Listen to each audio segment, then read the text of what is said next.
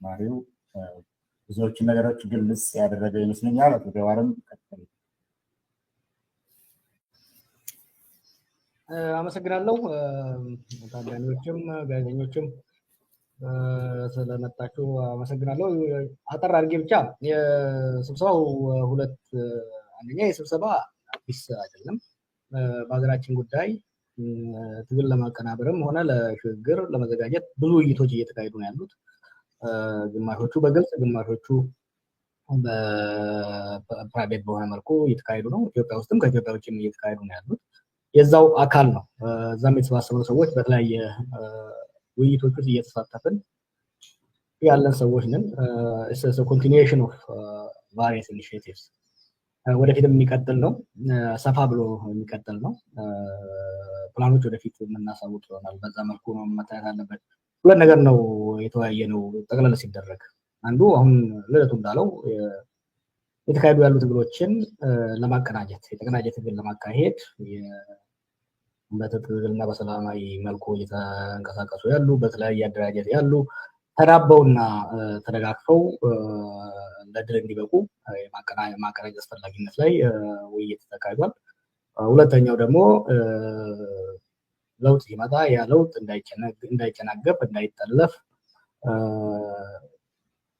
ምን አይነት ዝግጅት ያስፈልጋል? ያ ለውጥ የህዝባችን ለዓመታት የተራበውን ፍትህ፣ ዲሞክራሲ፣ ነፃነትና ልማት ያጎናጽፍ የሚችል የፖለቲካ ስርዓት ለመገንባት ካሁኑ ዝግጅት እንደሚያስፈልግ ከዚህ በፊት የተፈጸሙ ስህተቶች ከዚህ በፊት ያመለጡ እድሎች እንዳይደገሙ ካሁኑ በንድፈ ሀሳብ ደረጃም በጠለቅ ብሎም መወያየት አስፈላጊነት ላይ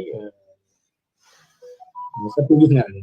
እኔ በእኔ ግምገማ ውይይቱ ከጠበቅኩት በላይ ሆኖ ነው ያገኘሁት። ስቴትመንት የሀገራችን የፖለቲካ ሊሂቅ የፖለቲካ ማቹሪቲ በከፍ ያለ መሆኑን የተረዳሁበት ነው።